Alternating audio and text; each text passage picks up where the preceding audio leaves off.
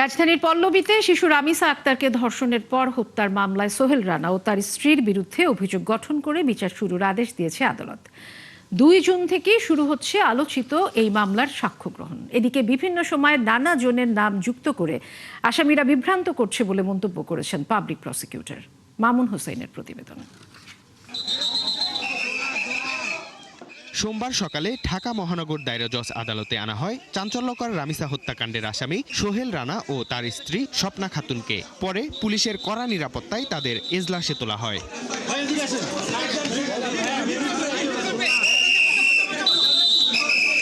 অভিযোগ গঠনের শুনানিতে প্রথমে রাষ্ট্রপক্ষের বিশেষ পাবলিক প্রসিকিউটর আদালতে রামিসার সাথে ঘটা নৃশংস ঘটনার বর্ণনা তুলে ধরে অভিযোগ গঠনের আবেদন জানান।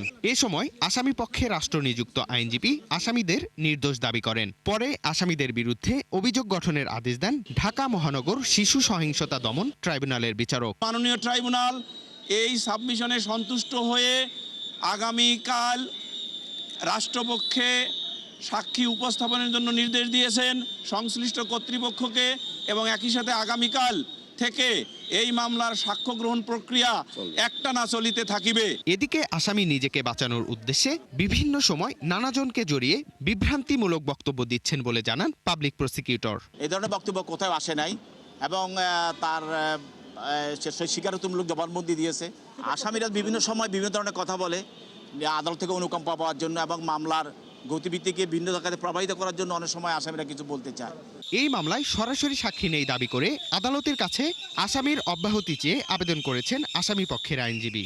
আজকে যেহেতু 4 শুনানির দিন আমরা অব্যাহতি চেয়ে শুনানি করেছি, আমরা অব্যাহতি চেয়েছি। যেহেতু এই মামলাগুলো চাক্ষুষ সাক্ষী ছিল না, আমরা এই জন্য অব্যাহতি চেয়েছি। মামলায় রামিসার বাবা মা, বোন, প্রতিবেশী ও পুলিশের 6 সদস্যের 18 জনের সাক্ষ্য দেওয়ার কথা রয়েছে। মামুন হুসাইন, 71, ঢাকা। রামিসা হত্যার বিচারে সরকারের প্রতিশ্রুতি শতভাগ বাস্তবায়ন হবে বলে আশা প্রকাশ করেছেন জামাত আমির ও সংসদের বিরোধী দলীয় নেতা ডাক্তার শফিকুর রহমান। বলেন, সরকার আন্তরিক হলে দ্রুতই এই মামলার বিচার সম্ভব। বিকেলে রাজধানীর হৃদরোগ ইনস্টিটিউটে চিকিৎসাধীন রামিসার মা বাবার সাথে সাক্ষাৎ শেষে এসব কথা বলেন জামাত আমির। তিনি অভিযোগ করে বলেন, বিচারের নামে অবিচার ও দীর্ঘসূত্রিতার কারণে দেশে অন্যায় অপরাধ বাড়ছে। তবে আসামিদের পক্ষে কোনো আইনজীবী দাঁড়াবে না বলেও তিনি বিশ্বাস করেন।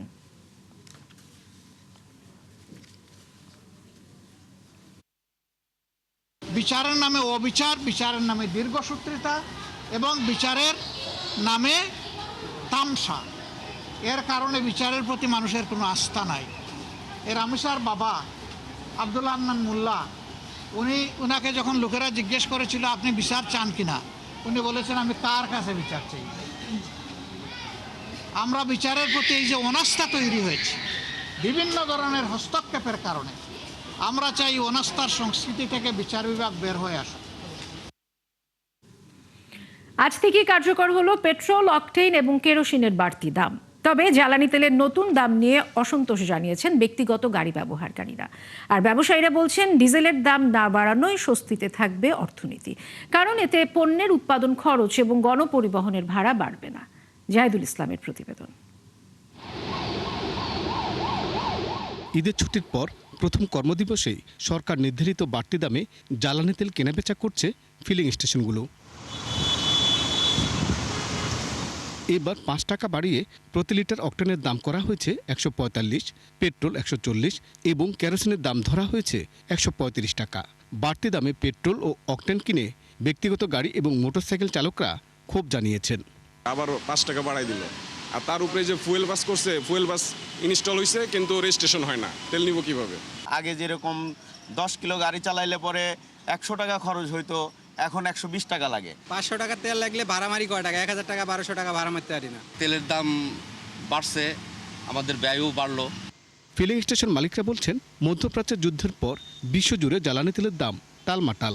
আন্তর্জাতিক বাজারে যেই দাম আছে সেই তুলনায় বাংলাদেশে যে দাম নির্ধারণ করা হয়েছে এখনও কিছুটা কম আছে। তেল এনে যে তেলটা বাসা দেশে চলে যাবে, ওই তেলের বিনিময়ে ডলারও আসবে না, টাকাও আসবে না, অন্য মাল আসবে। সরকারের পদক্ষেপ ঠিক ছিল, কিন্তু আমি বলবো সাধুবাদ দিব ডিজেলের মধ্যে হাত দেয় না, এবং ডিজেলে হাত দিলে বাংলাদেশের অনেক ক্ষতি হয়ে যাবে। ব্যবসায়ী নেতারা বলছেন, পেট্রোল, অকটেন এবং কেরোসিনের দাম বৃদ্ধিতে জনজীবনে তেমন প্রভাব পড়বে না। যখনই জ্বালানি তেলের দাম বাড়ে এটা কিন্তু মূল্যস্ফীতির উপরে কিন্তু একটা নেগেটিভ ইম্প্যাক্ট ফেলে দেয়।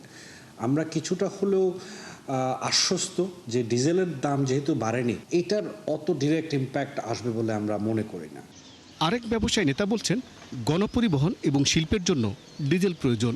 জনগণের কথা চিন্তা করেই সরকার এই মুহূর্তে ডিজেলের দাম বাড়ায়নি। আরেক দফা তেলের দাম বাড়ানো হয়েছে, সেখানে ডিজেলের দামটা বাড়াননি সরকার।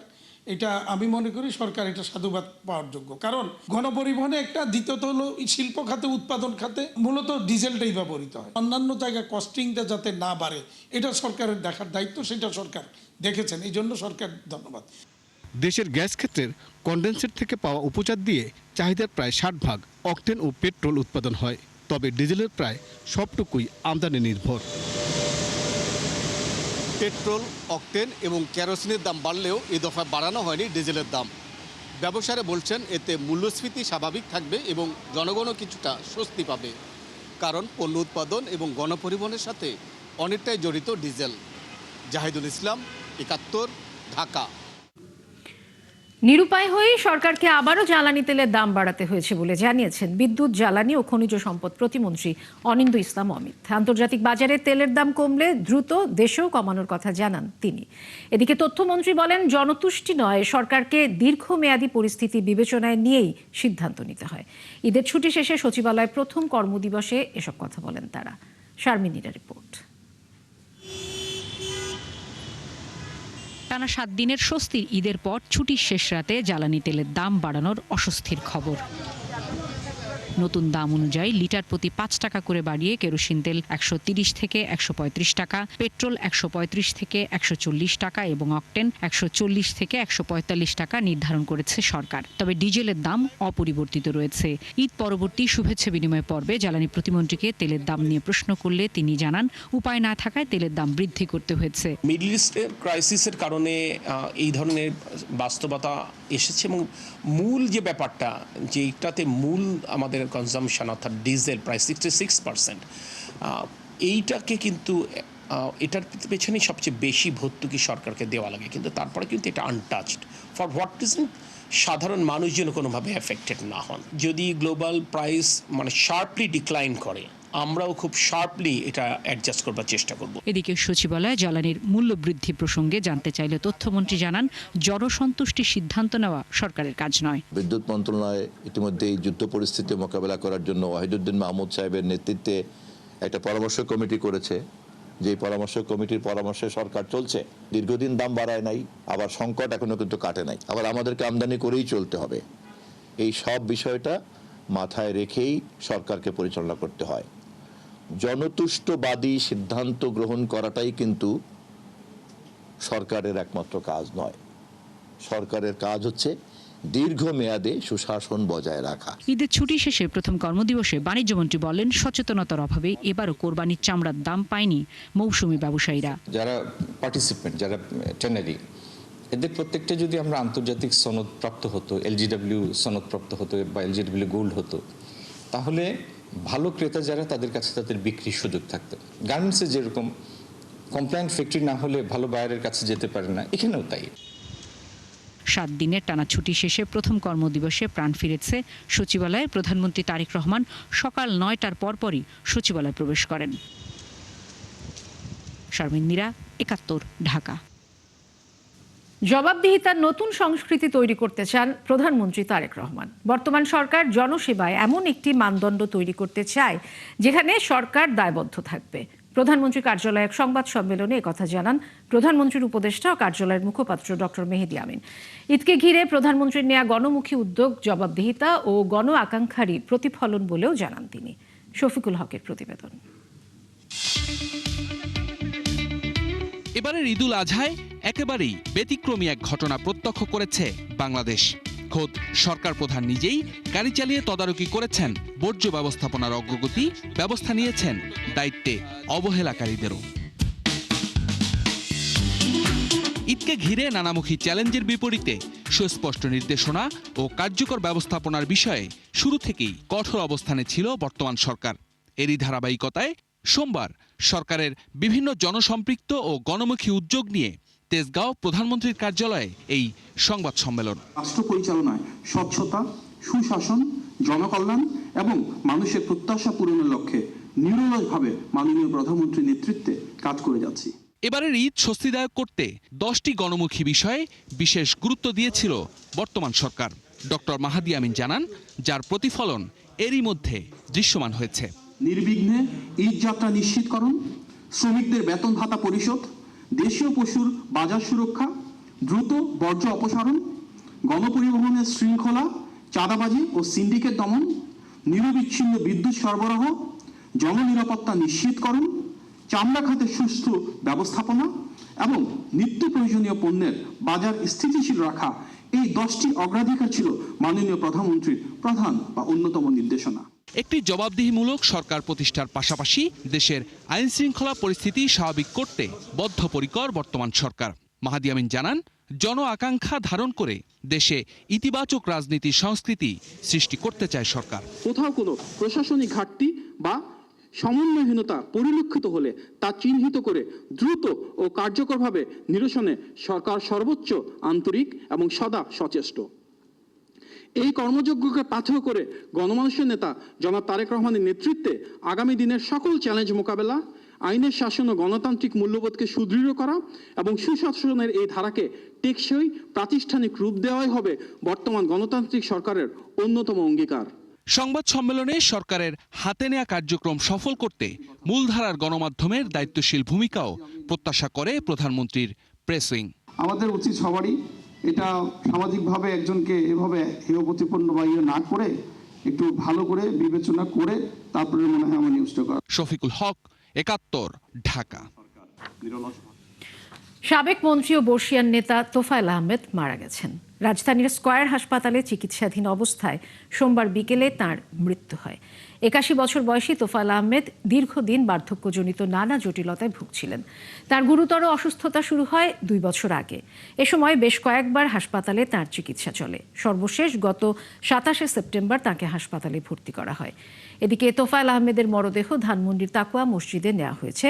সেখানে বাদ মাগরিব তাঁর প্রথম জানাজার পরে রাতে মরদেহ স্কয়ার হাসপাতালের হিমঘরে রাখা হবে। কাল সকালে হেলিকপ্টারে করে তাঁকে ভোলা নেওয়া হবে। ভোলা জিলা স্কুলের মাঠে দ্বিতীয় জানাজা শেষে মায়ের কবরে সমাহিত করা হবে তাঁকে। তোফায়েল আহমেদ ১৯৪৩ সালের ২২ অক্টোবর ভোলা সদরের কোড়ালিয়া গ্রামে জন্মগ্রহণ করেন। ১৯৬৭ থেকে 2 বছর তিনি ডাকসু ভিপি ছিলেন। ১৯৬৯-এর গণঅভ্যুত্থানের অন্যতম নেতা ছিলেন তোফায়েল আহমেদ।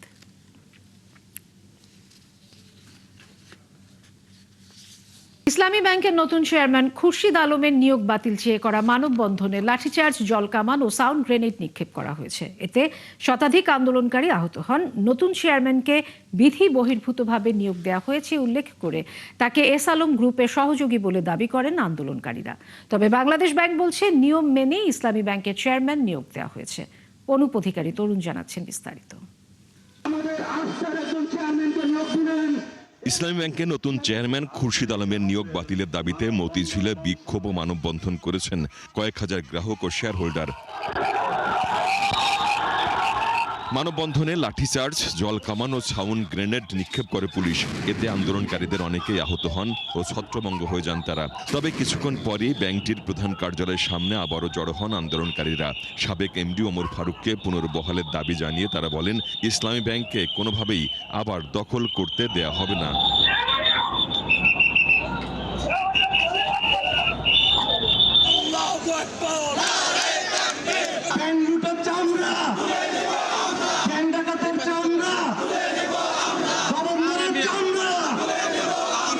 আপনাদের মাথায় ভূত চেপেছে। ব্যাংকে ইসলামের দোসর খুরশিদ আলমকে ইসলামী ব্যাংকের চেয়ারম্যান হিসাবে নিয়োগ দিয়েছেন। আমাদের শরীরে যতক্ষণ পর্যন্ত জীবন আছে ততক্ষণ পর্যন্ত বাংলাদেশের বুকের এই শ্রেষ্ঠ প্রতিষ্ঠানটি আমরা কোনোভাবেই ধ্বংস হতে দিতে পারি না। এ সময় বাংলাদেশ ব্যাংকের গভর্নরের পদত্যাগ সহ 5 দফা দাবি তুলে ধরেন আন্দোলনকারীরা। 5টা দাবি আমাদের। একটা হলো যে চেয়ারম্যানের আমরা পদ দেখতে চাচ্ছি, যিনি আগে এমডি ছিলেন বা এখনো যাকে ছুটতে রাখা হয়েছে ওমর ফারুক খানকে আমরা পুনর্বহাল চাচ্ছি। একই সাথে এস আলমের যে শেয়ার আছে সেই শেয়ারগুলো নগদায়ন করার মাধ্যমে তার কাছ থেকে ব্যাংকের মালিকানা ফিরে এনে যারা স্থায়ী ব্যাংকের প্রকৃত মালিক ছিলেন তাদের কাছে যাতে করে এই ব্যাংকের মালিকানা হস্তান্তর করা হয়, যাদের উপর গ্রাহকের আস্থা এবং বিশ্বাস রয়েছে। তবে বাংলাদেশ ব্যাংক বলছে নিয়ম মেনে ইসলামী ব্যাংকের নতুন চেয়ারম্যান নিয়োগ দেওয়া হয়েছে।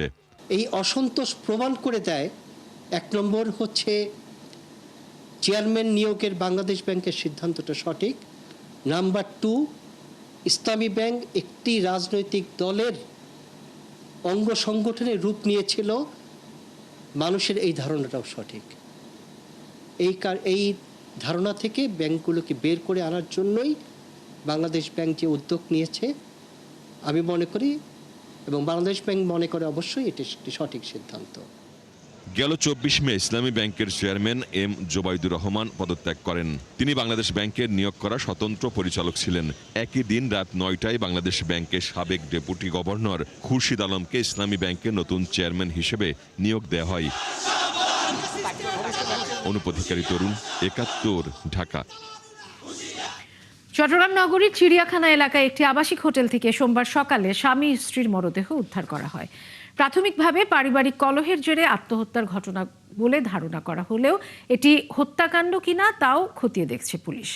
বাবুন পালের ক্যামেরায় আরও জানাচ্ছেন রাজীব পড়ুয়া।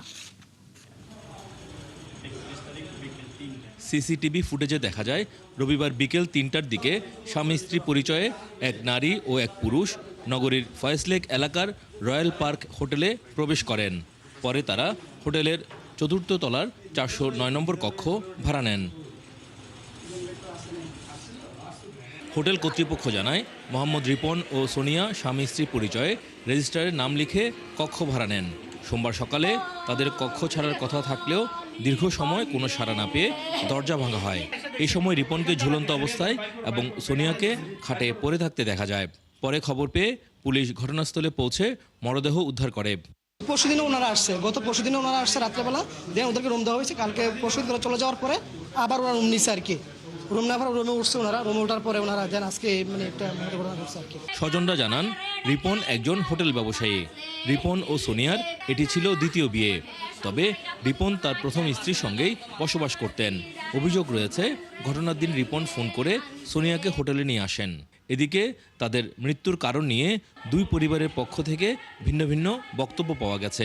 এর আরেক জায়গায় বিয়ে হয়েছে, একটা সারাসারি হয়েছে। এর বিয়ে একটা ছেলের বউ আছে যে আমার মেয়ে তখন জানে না। দীর্ঘদিনও মানে মানসিক অশান্তি, পারিবারিক বলেন চারিদিক থেকে তো অশান্তি, যেহেতু দ্বিতীয় বিয়ে একটা করছে। পুলিশ বলছে ঘটনাস্থলে রিপনকে ঝুলন্ত অবস্থায় পাওয়া গেলেও সোনিয়া খাটে শুয়েছিলেন এবং তার মুখে বিষের গন্ধ পাওয়া গেছে। ফলে ঘটনাটি আত্মহত্যা নাকি অন্য কোনো কারণে মৃত্যু হয়েছে তা গুরুত্বের সঙ্গে তদন্ত করা হচ্ছে। প্রথম স্ত্রী, দ্বিতীয় স্ত্রী এবং রিপন এদের মধ্যে বিভিন্ন পারিবারিক কলহ চলমান ছিল।